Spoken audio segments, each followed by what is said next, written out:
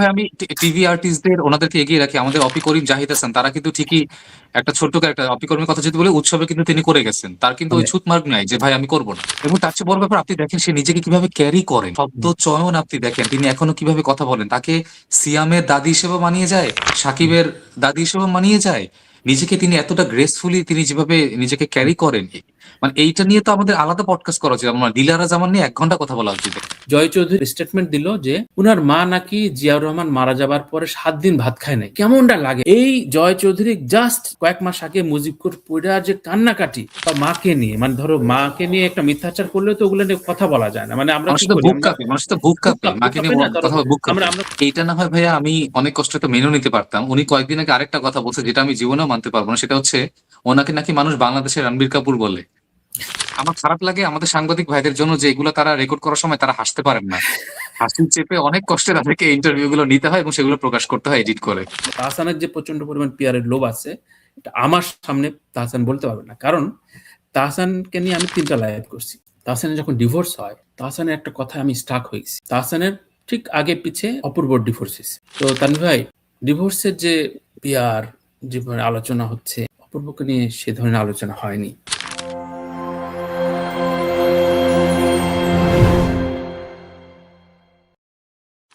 Email ভাই অসাধারণ একটা কথা বলছে কয়েকদিন আগে। আসলেই বলেছে যে যদিও হিমেল খুবই সেফ সাইডে খেলে সাকিবের পরে আর কাউকে নিয়ে, সেটাও কড়া সমালোচনা করব যে তুমি কেন অন্য কেউ দিয়ে ট্রাই করলা না।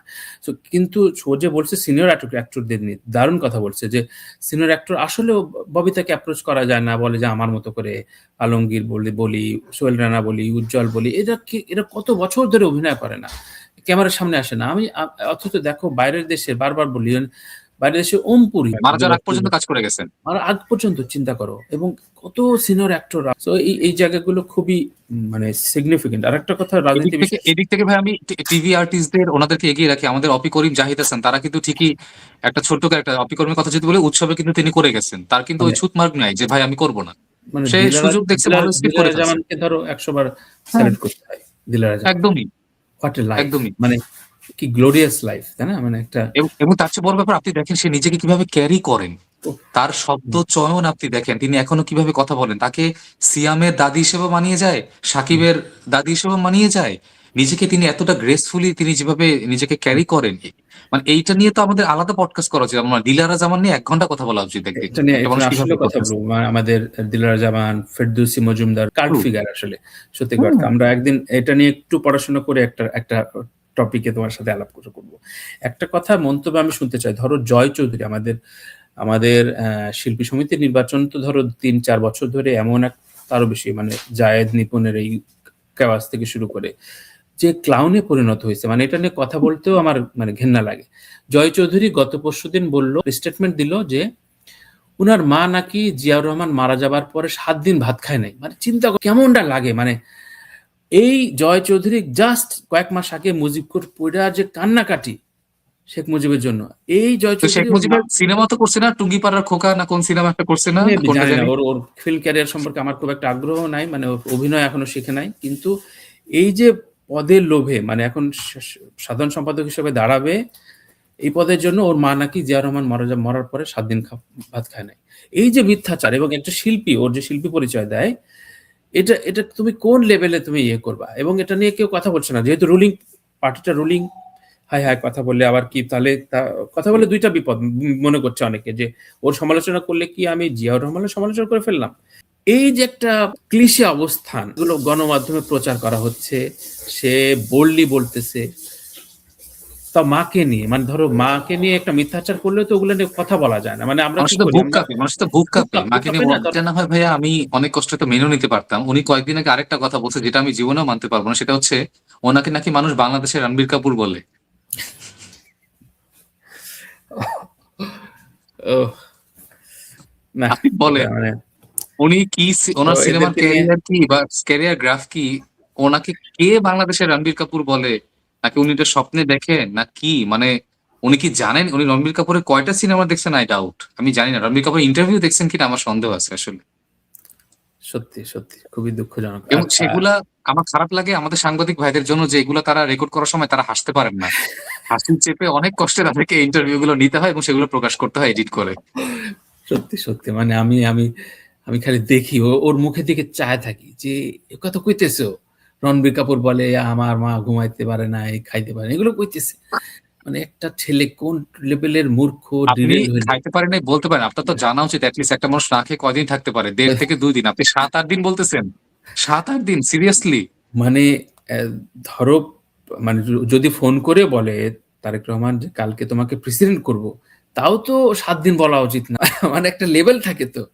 শিল্পী সমিতির সাধারণ সম্পাদক, সেই পজিশনের জন্য তুমি মারে ৭ দিন না, কোন লেভেলে? এনিওয়ে, আমার প্রসঙ্গ পাল্টা, এটা নিয়ে শেষ শেষ হবে না। একটা বিষয় আমি খুব অনেক বছর ধরে আমি আলোচনা করেছি আমার পডকাস্টে, আমার হ্যাঁ, অনেক এখানে ক্ষেত্রে লাস্ট যে একটা বাক্য যা যোগ করি, মানে এই কথাগুলো না বলে উনি যদি অ্যাটলিস্ট এই কথা বলতে উনি যতটুকু ভেবেছেন যে জিয়াউর রহমানের জন্য আমার মা কয়দিন খায় নাই, এটা বলার জন্য একটু হয়তো ভেবেছেন বা হয়তো ভাবেনও নাই। তো এটা বলার জন্য যতটুকু ভেবেছেন, ওই সময় যদি উনি বাংলাদেশের কিছু ক্লাসিক সিনেমা ভাত দিয়ে পোকামাকড়ের ঘর বসে দিয়ে বা অ্যাটলিস্ট আম্মাজানও দেখতেন, বিশ্বাস করেন তার কাজে দিত, কাজে দিত। সত্যি সত্যি ওইটা কাজে দিত। সত্যি মানে এরা আসলে জাস্টিফাই করার জন্য, কারণ কি হয় কি, এটা আমি আমি যে মনস্তত্ত্ব আমি নিজে নিজে ভাবছি, ধরো একটা কালার চেঞ্জের সময় একটা তুমি হঠাৎ করে জার্ক করাইতে হবে আর কি। ধরো হঠাৎ করে তুমি যে, আমি যেমন বঙ্গবন্ধু, আমি আওয়ামী লীগের সমালোচনা করেছি, কিন্তু আমি বঙ্গবন্ধুর বিষয়ে আমি খুবই স্পষ্ট, মানে জুলাই আগস্টের পরও আমি স্পষ্ট কথা বলছি। বঙ্গবন্ধু নিয়ে আমার লেখা আছে, এগুলো তো আমি অস্বীকার করবো না। কিন্তু এই ট্রু। যে হঠাৎ হঠাৎ করে বদলের জায়গায়, সো ও মনে করছে যে বদলানোর জন্য এই গল্পটা ফাঁদি, যে আমার ৭ দিন না খাইছিল। ঠিক, শেম অন ইউ, এছাড়া কিছু বলার নাই। ফাঁকা আওয়াজ নিয়ে আজকে আসলে টপিকটাই উইকলি স্ক্রিন ফাঁকা আওয়াজগুলো নিয়ে, যে আমরা প্রচুর বিদায় নিয়ে ফেলি। এবং আমি মৌসুমীর চিত্রনায়িকা মৌসুমী প্রায় ৮ থেকে ৯ বার বিদায় নিচ্ছে কিন্তু ফিল্ম থেকে। হ্যাঁ, মানে সিরিয়াসলি। এবং এখানে পরে আবার ওমর সানি ভাই একদিন বলতেছিল, না তুই ১-২ বার হয়েছে, বাকি কয়েকবার এসব। ১-২ বারও তো ভুল, তুমি তো বিদায় নাও নাই। না, না। কিন্তু আমরা জানি, কারণ গণমাধ্যমে আমরা ছেপেছি, আমি প্রায় ৫ বার ছাপছি যে বিদায় নিলেন, আর অভিনয় করবেন। কিন্তু তার ৩ মাস ৬ মাস পর আবার আসে। এই যে একটা ফান্ডা, মানে একটা পিয়ার ফান্ডা, হঠাৎ করে মনে হলো যে হায় হায়, একবার ১-১.৫ মাস তো আমাকে নিয়ে আলোচনা নাই। অথচ তার ক্যারিওগ্রাফ তারা ভুলে যায় যে আমি যা যা করছি। একটু থামি, ওই যে তুমি বললা যে খুব সুন্দর কথা, এত গান কেন লিখতে হবে? মানে তুমি হ্যাঁ, সময় নাও, তুমি নিজেকে সমৃদ্ধ করো। মানে এত অভিনয় কেন করো? ঠিক আছে, সময় নাও। কিন্তু ওরা ভুলে যায়, হ্যাঁ ১ মাস না থাকলে আমি এত বড় তারকা ভুলে যাচ্ছি। বলে দিই আমি অভিনয় করব না। তাহলে একটা, তারপরে মনে করো আমার শোতে, এমন অন্য শোতে না, আমার সাথে অনন্ত বর্ষা একদিন হুজুর সাজে আসলো। ছেলে ওফ! মেয়েদের ছেলে আমি মেয়েদের দেখছিলাম ভাইয়া শোটা। আমি তো ছে- অনেক ছে- কষ্টে দেখছিলাম। ছেলে, আমি যে কি কষ্টে ওটা সহ্য করছি। ছেলে মেয়েদের সে মদিনায় পাঠায় দিবে, এবং এই ছবি রিলিজের পরে আর তারা অভিনয় করবে না। তো আমি বললাম যে তা অভিনয়টা আমি অনেক কষ্টে, যেহেতু মানে ইসলাম নিয়ে আসলে এইভাবে বলা আবার অন্যদিকে নিয়ে নেবে, তো আমি খুব পোলাইটলি বললাম যে এটা কিভাবে আপনারা এতদিন এত ভালোবাসার জায়গা। কয় না না, আমরা আসলে অন্য তরিকায় চলে যাবো এইসব। আমাকে তখন বললো ওমা, জাস্ট ১ মাস পর আবার তার বেশভূষা চেঞ্জ, আবার তারা এই দিয়ে এই পর্যন্ত প্রায় ৪ বার তারা, সরি ৩ বার তারা অভিনয় ছেড়েছে। এবং লাস্ট একটা প্রেস মিটে ২ মাস আগে বোধহয় অনন্ত বর্ষা নিজেরা বললেন আমরা আর অভিনয় করবো না। গত পরশুদিন বর্ষা দেখলাম যে আবার সে যেন একটা অ্যানাউন্সমেন্ট, না না অভিনয়। ঠিক আছে, বুঝলাম যে এরা একটু কম শিক্ষিত, বা শিক্ষার একটা জায়গা, রুচির জায়গা অভাব। তাহসানের ক্ষেত্রে আমি আসি। তাহসান গত পরশুদিন একটা ভিডিও দেখলাম, হঠাৎ করে জন নিউ ইয়র্কে থাকে, জন একটা ভিডিও কনফারেন্সের একটা প্রোমো বানাইছে ব্ল্যাকে। হঠাৎ করে আবার তারা নতুন গান নিয়ে আসছে, সেখানে তাহসান কল রিসিভ করছে, হ্যাঁ দর্শক শ্রোতাদের ডিমান্ডে তো আমি আসতেই পারি। তাহলে আমি ইয়ে হয়েছি, হ্যাঁ আমরা খুব সহানুভূতির জায়গা তৈরি করেছি তার থ্রোটের সমস্যা। স্পষ্ট হইলেই হয়, মানে এমন না হ্যাঁ, যে এটা এটা এটা আল্লাহ আল্লাহ যদি হঠাৎ করে একটা অঙ্গ নষ্ট করে দেয়, বা অ্যাক্সিডেন্টলি আমার জন্য আমার তো নষ্ট কিছু হয়, করার নাই। আমার তো কিছু করেন করার নাই। নাই, এতে আমার এটা দায় ফাইট নাই। করতে হবে, সেটা স্পষ্ট হলে বরঞ্চ আমি তোমার দোয়া পাবো, ৪ জন মানুষের দোয়া পাবো, তাতে হয়তো ভালো সেটাই। হইতে পারি। কিন্তু না, সে পাবলিকলি বলে ফেললে, এবং সেটা নিয়ে তুল কালাম ১ মাস পুরা পিয়ার নিল। তাহসানকে নিয়ে আমি ৩টা লাইভ করছি। তাহসানের যখন ডিভোর্স হয়, তাহসানের একটা কথায় আমি স্টাক হয়ে গেছি। তাহসান তাহসানের ঠিক আগে পিছে অপূর্ব ডিভোর্স হয়েছে, নায়ক অপূর্ব। তো তানভীর ভাই, he knows the peer strategy, এবং এরা আসলে অতএব বলি সুশীল। সমস্ত শ্রদ্ধা ভালোবাসা ওই দিন আসলে আমি শেষ করে দিছি। মানে এবং ওই স্টেটমেন্টটা দেওয়ার পর যে আমি তো বুড়া হয়ে গেছি, এখন আর প্রেমের গান গাইতে পারবো না। তাহলে আইয়ুব বাচ্চুরা ভুল করে গেছে ইয়ের জন্য। আইয়ুব বাচ্চু তো অসুস্থ শরীর নিয়ে ডাক্তারের কথা না মেনে রংপুর শো হ্যাঁ, করতে গেছে। কনসার্টে চলে একাধিক গেছে তিনি। একাধিক শো করছে। ওরা জীবনে ভুল করছে। তো এরকম ভণ্ড, কনসার্টে চলে মানে গেছে। এরকম তুমুল ভণ্ড। এই যে ভণ্ডামি, এটা শুধু মানে, তাইলে আমি মনে করি যে হিরো আলমরা তো ভালো, তো এরা তো যা বলে সরাসরি বলে ভাই। হ্যাঁ, আমার একদিকে কথা ঠিক, হচ্ছে একদিকে এই কথা সত্য। এই যে ধরো মৌসুমী থেকে শুরু করে অনন্ত বর্ষা, তাহসান, এবং এর আগে তো আমি একটা টপিকই রাখি আমার শোতে। ওইদিন একজন হেসে ফেললো যে ওই যে বিদায় নেওয়ার সময় বলে যে কেউ যে না আমি যা করেছি ভুল করেছি, কিন্তু ওই যে খুবই তারকা খ্যাতি, ডিস্টার্বিং, খুবই ডিস্টার্বিং, খুব ডিস্টার্বিং, বাজে। কিন্তু তারকা খ্যাতি নিয়ে যে ও যে বাড়িটা বানাইছে, ওই বাড়িটা কিন্তু ফেলে না। সেটা ফেরত দিবে না, সেটা ফেরত দিবে না। ও যে গাড়িটা যে কিনছে, ওর জীবনে ক্ষমতা ছিল না অন্য ব্যবসা করে, কিন্তু ও যে হ্যাঁ, তারকা খ্যাতি নেই ওটা কিন্তু ফেলে না। ওটা ইভেন ফেলবে না। যে একটা মেয়ে যে বিয়ে করে, তারকা খ্যাতির জন্য একটা ভালো বিয়ে হয়, সরি টু সে, বিয়ে হচ্ছে উপরওয়ালার নিয়ামক, কিন্তু এই যে যোগাযোগটা হয়, সেই জামাইটারও ফেলে না, কিন্তু বলে ফেলে যে না আমি ভুল করছি, আর করেন না, এগুলো আমি আর করবো না। এই ধরনের ভণ্ডামি এই শোবিজ ইন্ডাস্ট্রি নিয়ে তুমি কি বলতে চাও? ভাইয়া, এই জন্যই তো আমি ইন্ডাস্ট্রি বলি না। আমি তো বলি এটা ইন্ডাস্ট্রি, এই জন্যই বলি না। আর সবচেয়ে বড় কথা, আমি এই জন্যই এদেরকে, কারো আপনারা যখন লেখেন বা আপনার ছোট ভাই বেড়াদের যখন যারা লেখে যে শিল্পী, এদের পাশে একদমই শিল্পী শব্দটা ব্যবহার করা উচিত। এটা হচ্ছে সার্কাসের হাতির মতো। হাতি যেমন ফুটবল খেলে, আমি দেখতে যাই, ফুটবল খেলা শেষ, আমি চলে আসি বাসায়, হাতির মতো। এটা একদমই, কারণ শিল্পী কখনো এরকম হবে না। এই ক্ষেত্রে আমি বলতে পারি শ্রদ্ধেয় শাবানার কথা। উনি ঘোষণা দিয়ে ছেড়েছেন এবং আজ হ্যাঁ, পর্যন্ত ওইটা নিয়ে কোনো আলোচনা নেই, একদম সুন্দর করে চলে গেছে। হ্যাঁ, হ্যাঁ, মানে সুন্দর। কোনো মানে প্রতি বছর বলেন না যে আমি ফেরত আসতেছি বা আমি এবার না, উনি গেছেন শেষ। ওটা নিয়ে ওনার কোনো, উনি এটা বলেছিলেন, তার মেয়ে হারিয়ে গিয়েছিল, তিনি তার মতো করে, এটা সম্পূর্ণ তার ব্যক্তিগত ব্যাপার। কিন্তু এই যে প্রতিবার, এবং আমার কাছে মনে, ওই যে ভাইয়া প্রত্যেকবার ঘুরে ফিরে দেখি, আপনার কাজের প্রতি আপনার তো মানে কনফিডেন্স নেই, আপনি তো ইনসিকিউর। এবং ইনসিকিউর না হলে আপনি কি আপনার মানে বিচ্ছেদটাকে বিক্রি করতে পারেন? কেউ না, কি না, এভাবে বলতে পারে যে টোটাল ওর বিজনেসম্যান। বিচ্ছেদের চেয়ে আমার বিচ্ছেদে আলোচনা বেশি? বলেন। তার মানে তো বিজনেসম্যান। আপনি আপনার বিচ্ছেদটাকে বিক্রি করতেছেন। হ্যাঁ, হ্যাঁ, আর আমার সবচেয়ে ভাইয়া খারাপ লাগে কি জানেন? সবচেয়ে খারাপ লাগে, ইন্টারনেট থেকে তো ভাইয়া কিছু হারায় না আসলে। কোনো না কোনো ভাবে থেকে যায়। ডিলিট করলে কোনো না কোনো ভাবে থাকে। ভাই এদের তো সন্তান আছে।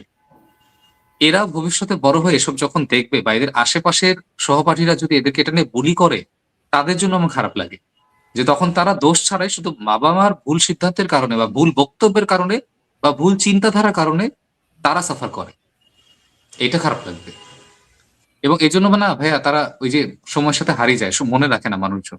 কারণ তারা তাদের নিজেদের জায়গাটা বোঝার চেষ্টা করে না যে আপনার যে একটা ওজন আছে, আপনি কি বলছেন, কি ভাবছেন, হুম, আপনি কোথায়, আপনি গান নিয়েই ভাই আপনার যথেষ্ট আলোচিত, আপনার কেন আপনার ব্যক্তিগত জীবনে এত আলোচিত হতে হবে? আপনি জেমস ভাইকে দেখেন না, জেমস ভাইয়ের তো ব্যক্তিগত জীবনে অনেক চড়াই উতরে আছে, উনি তো এসব নিয়ে কখনো আলাপ করেন না। না, না, ওই জেমস ভাই দাঁড়াইলেই হয়ে যায় যে তোমরা তো আমার চেয়েও ভালো গাইছো, এই এক হুম, লাইনে এনাফ। হুম, হুম, এনাফ, ঝড় উঠে যাবে যে তোমরা তো আমার চেয়েও ভালো গাইছো। আজকে যদি ধানমন্ডি আসে, আপনি আর হাঁটতে পারবেন না, আপনি বুঝবেন কিছু একটা হয়েছে ধানমন্ডিতে, আজকে কেউ একজন আসছে। কারণ তাকে গিয়ে বলতে হয় না বারবার। হুম, আর যাদের নিজের আর্ট আর্টের উপরে আস্থা নাই, তাকেই বারবার নিজের এই ব্যক্তিগত জীবন বা অন্য কিছু, বা এই যে বারবার বলতে হয় বিদায় নিচ্ছি ৭-৮ বার, সেটাই করতে হয়। তার চেয়ে বড় ভাই, এটা তো সময়ের সাথে ইভলভ হয় নাই। আজকে মৌসুমী কি ফেলে দেওয়ার মতো আর্টিস্ট? জীবনে না। কিন্তু হুম, মৌসুমীকে তো ইভলভ হতে বুঝতে হবে যে আচ্ছা এখন কি ধরনের সিনেমা হচ্ছে, আচ্ছা এখন ওটিটি তে কারা কাজ করতেছে, আচ্ছা রায়হান রাফি কেমন কাজ করে দেখি তো, আচ্ছা তামিম নূরের শুনতেছি নাকি অনেক খুব ভালো, দেখি তো ওর সাথে একদিন নর্মালি কথা। এই জিনিসগুলো কিন্তু অন্যান্য ইন্ডাস্ট্রিতে আছে, কিন্তু হুম, আমাদের এখানে না। আমাদের এখানে শুধু ইগো আছে, আর শুধুমাত্র নেগেটিভ নিউজ কিভাবে বেচা যায় এবং সেটা নিয়ে কিভাবে আমি খবরে থাকতে পারবো সেটা আছে। এটা একটা পজিটিভ কথা। আপনি কখনো দেখছেন কোন আর্টিস্টকে আমাদের দেশে কখনো বলতে যে আমি এই সপ্তাহে বা এই মাসে এই বই পড়তেছি? এটা নিয়ে কোনো ভিডিও দেখছেন, নিউজ দেখছেন? নাই। আপনি কখনো দেখছেন বলতে যে আমি এবার এই ফ্রান্সের এই সিনেমাটা দেখলাম, আমি মুগ্ধ হয়ে গেছি? কারো একটা ফেসবুক স্ট্যাটাস কখনো জীবনে আপনি বলতে পারবেন? নাই, দেখতে পারবেন না। হুম, ওইটা তো পরে কথা, আপনি আপনার ফেলো কলিগের সিনেমায় কাজই দেখেন না, আপনি দেখেন না, কিন্তু আপনি আবার দর্শক প্লিজ হলে এসে আমার সিনেমাটি দেখবেন। আরে আপনি তো দেখতে চান না সিনেমা, আমি কেন দেখেন। আপনার সিনেমা হলে এসে দেখবো?